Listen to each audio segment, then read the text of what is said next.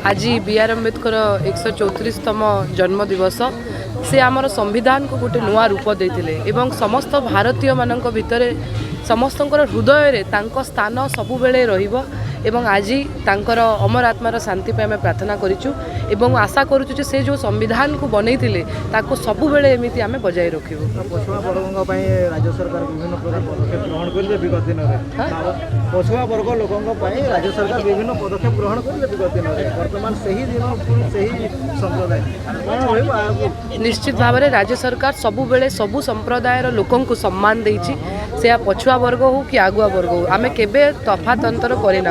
एवं माननीय मुख्यमंत्री नवीन पट्टनायक सबुबले लोकों साथी रे एमिति रही सबु संविधान को पालन करके एवं आगामी दिन में भी से समस्त संविधान लोक मानक एमिति देखिकी आगो को नेबे एवं विकास क्षेत्र में आम ओडिशा को एमती नेबे बोली मु विश्वास एवं आशा करुछि।